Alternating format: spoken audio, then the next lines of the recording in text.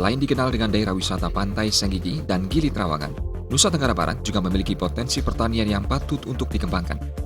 Yang jadi persoalan, sejauh manakah minat masyarakat dalam mengembangkannya?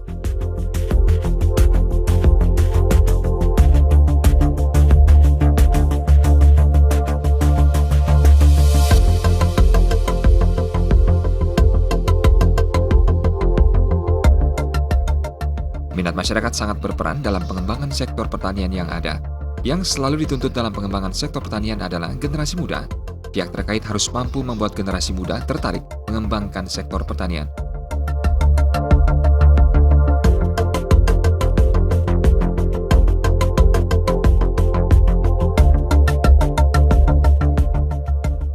Di Nusa Tenggara Barat, khususnya di Dusun Pauk dan Dak Desa Durian, Kecamatan Janapria, Lombok Tengah, sudah dikembangkan agrobisnis yang berbasis generasi muda, khususnya di SMK Islam Sirajul Huda. Di tempat ini, ada jurusan dan ekstrakurikuler agrobisnis. Sebanyak 40 siswa tergabung dalam ekstrakurikuler agrobisnis yang mengembangkan berbagai macam pertanian. Bermodal lahan yang terbilang kering, para siswa mampu menghasilkan produksi pertanian dengan kualitas yang maksimal. Dibina oleh seorang aktivis pertanian, Eko Martono, para siswa diajarkan dan diarahkan untuk mengelola lahan pertanian dengan cara-cara yang tepat.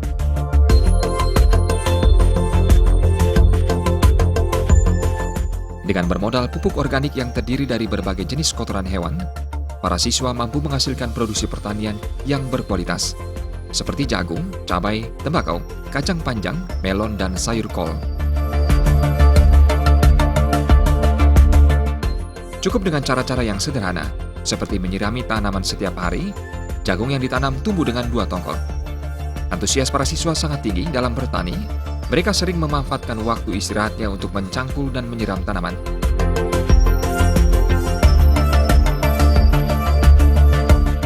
SMK Islam Sirajul Huda sudah mengembangkan ekstrakurikuler agrobisnis selama 4 bulan. Bibit pertanian telah disediakan oleh pihak sekolah. Begitu halnya dengan produksi pertanian, pemasarannya dibantu oleh pihak sekolah. Hasil pertanian disiasati untuk membeli bibit kembali.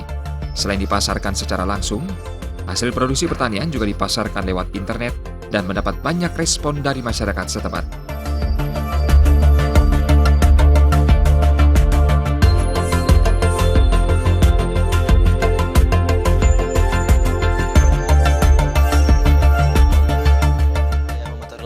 Saya dari SMK Islam Sirajul Huda Padanda.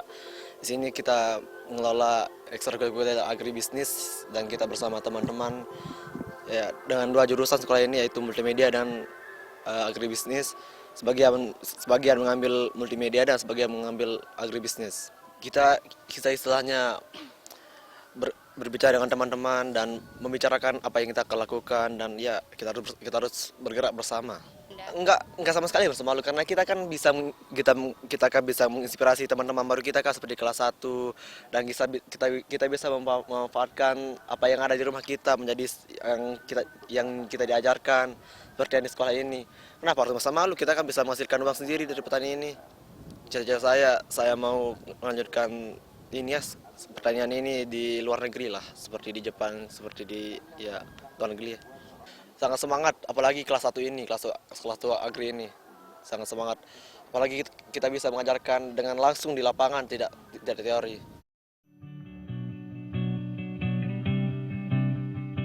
Ketidaktertarikan generasi muda untuk terjun bertani sangat disayangkan. Untuk menciptakan minat siswa dalam bertani, perlu usaha dan arahan yang maksimal.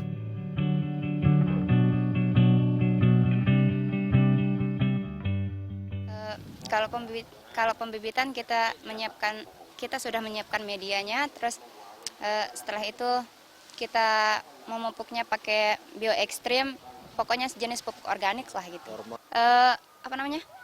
Kita di sini nggak pakai pupuk kimia, cuman kita pakai organik semua. Seperti pupuk kandang, kita ngambil dari rumah teman gitu. Pemasaran bisa kita bisa kita manfaatkan teman-teman yang multimedia untuk memasarkan lewat internet, lewat media sosial lah, atau bisa kita pasarkan ke pasar, soalnya dekat dari sini.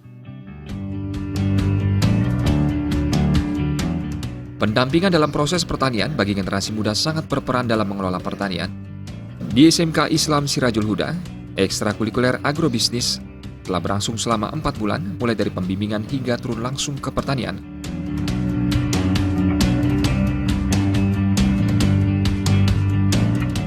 Kedepannya, anak-anak setempat akan diarahkan dalam menggali potensi yang dimiliki. Manajemen pertanian yang tepat juga memiliki peran besar, seperti menciptakan produk pertanian yang termasuk langka, serta pembibitan.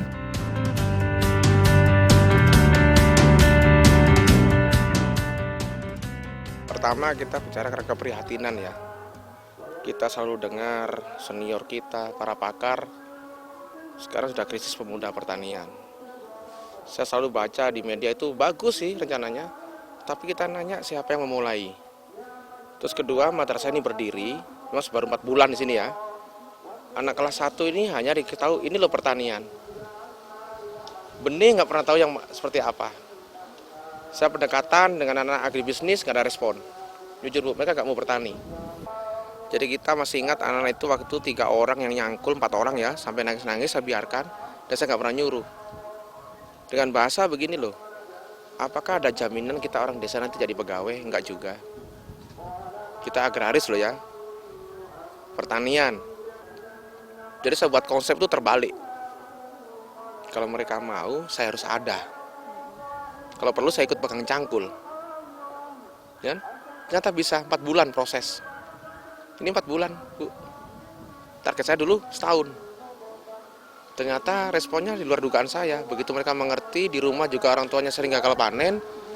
Ternyata orang tuanya hanya pakai ilmu, yang penting datang ke sawah, nanam, datang panen.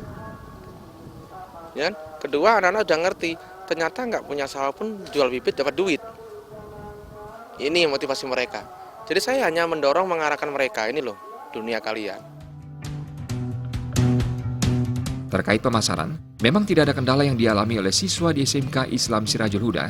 Begitu halnya di Nusa Tenggara Barat. Disiplin adalah modal utama dalam mengelola sektor pertanian. Rendahnya produksi pertanian dengan pesatnya kemajuan teknologi tidak seimbang. Kedepannya diharapkan produksi pertanian mampu dikembangkan lebih luas lagi. Meski tidak memiliki fasilitas pertanian yang memadai, para siswa di SMK Sirajul Huda tetap bertahan dalam mengelola pertanian.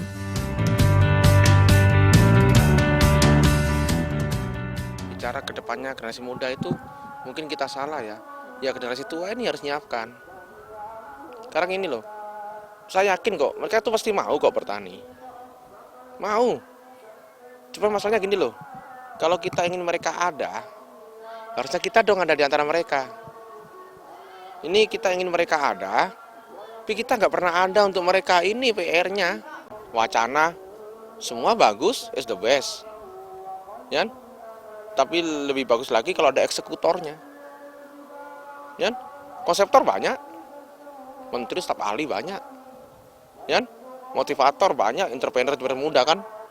Kalau kita bicara pemerintah, ya tadi itu loh, cetaklah generasi muda itu dengan pola taruna manunggal tani. Kalau zaman ABRI kan dulu, ABRI manunggal desa, ya kan turun ke desa. Berkembangnya potensi pertanian yang ada di SMK Islam Sirajul Huda ini mendapat dukungan dari berbagai pihak seperti akademisi di Universitas Mataram.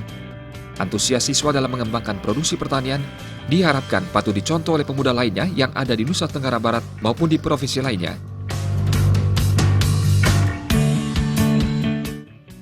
Nah, jadi anak-anak kita arahkan begini loh. Jangan bilang tanah ini tidak bisa ditanami A, B, C, D. Ya? Selagi masih tanah, saya yakin bisa ditanami. Ya? Jadi gali potensi yang ada nilai ekonomis. Jadi anak-anak saya ajarkan, mulai sekarang pelan-pelan jangan nanam ikut tradisi. Apa yang mau pasar, ya? Pasar mintanya apa, itu yang kalian tanam. Contoh saya datang desa diundang kelompok tani secara pribadi. Saya nggak mau dibilang penyuluhan, kita bimtek, diskusi, nggak ada materi. Ketemu contoh Bu desa ya, Bu gimana tanamannya, wih cabai saya gini-gini, Pak, saya tulis. Maka itulah yang saya bahas hari itu. Ya? Sampai A sampai Z perawatan. Bapak bingung ya, kita nginep di sana, besok pagi ayo praktek.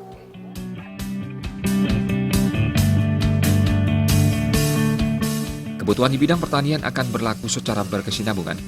Orang tua juga diharapkan mampu memberikan pemahaman terhadap putra-putrinya bahwa pertanian akan mampu memberikan kesejahteraan hidup.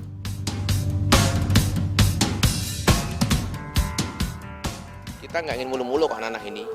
Dia kemarin saat ngomong berharap, Pak, kami kalau lulus kan anak kampung nggak mungkin kuliah. Apa kami sekolah SMK di gini laku kerja? Saya bilang laku. Jadi ini PR kita sebagai, ya dibilang pendidik ya. Saya bilang pastiin bahwa pertanian punya masa depan. Termasuk lapangan kerja tuh menunggu. Ini. Yang kedua, saya tuh berharap yang dimanapun provinsi ya, dimanapun masuk Bali. Janganlah kita saling istilahnya itu malu untuk tukar siswa kita. Pengembangan dalam sektor pertanian diyakini mampu mengantarkan anak-anak dalam menciptakan hidup mandiri yang berbasis agrobisnis. Tidak hanya di wilayah pertanian SMK Islam Sirajul Huda, kedepannya para siswa diharapkan mampu mengembangkan pertanian di wilayah lain seperti di rumah masing-masing.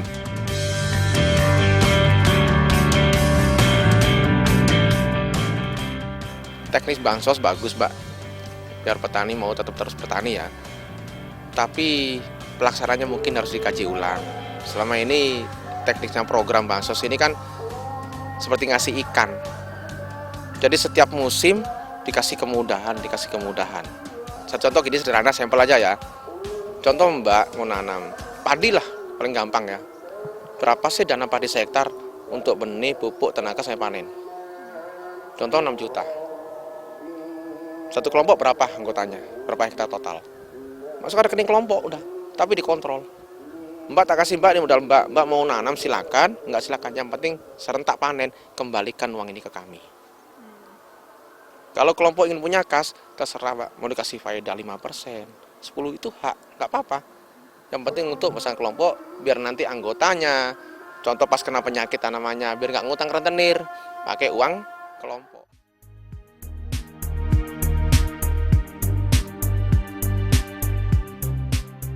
Kerjasama dengan masyarakat setempat sangat diperlukan demi berkembangnya sektor pertanian. Lahan-lahan kosong yang ada harus mampu dimanfaatkan di bidang pertanian dengan produksi yang lebih banyak. Tersedianya lahan pertanian dan mudahnya akses pemasaran harus mampu dimanfaatkan oleh seluruh masyarakat yang ada.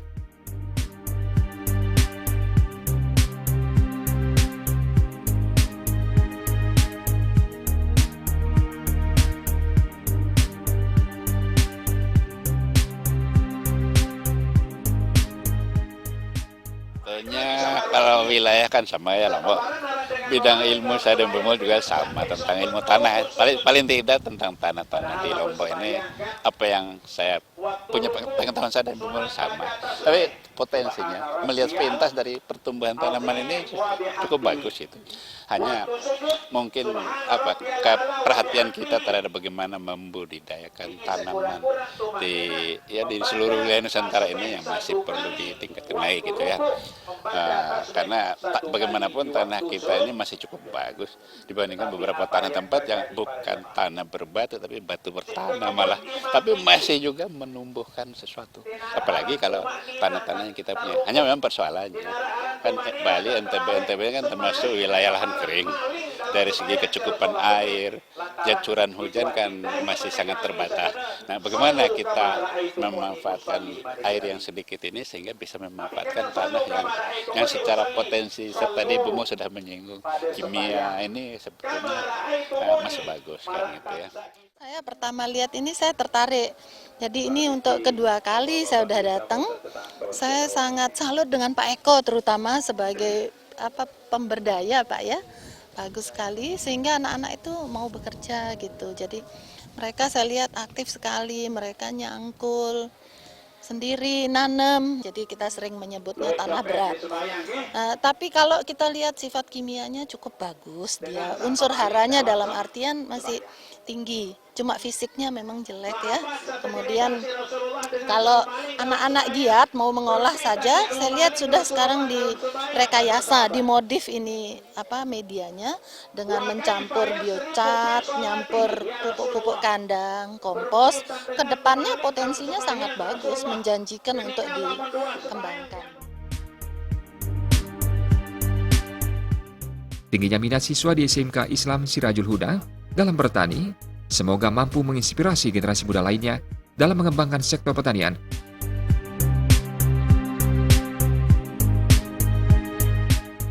Rasa malu dalam bertani harus dihilangkan, karena jika mampu dikelola dengan tepat, pertanian akan menjanjikan kesejahteraan hidup.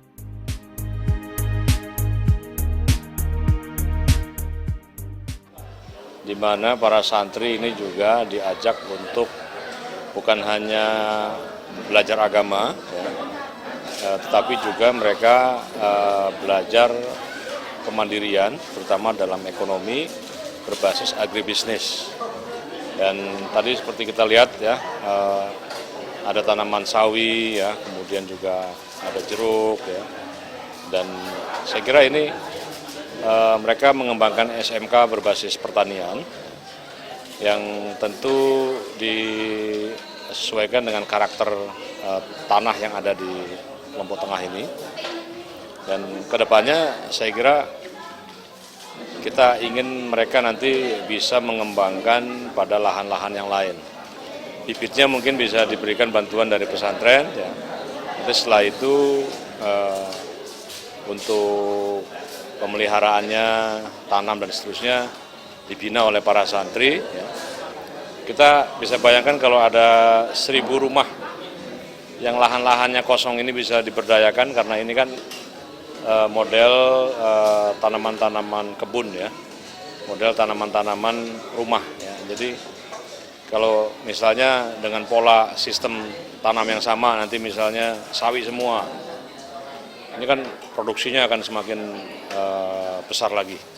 Dan di saat itu nanti pesantren akan kita dekatkan dengan permodalan, kita dekatkan dengan pasar ya, sehingga pesantren bisa melahirkan model percontohan dari pemberdayaan ekonomi.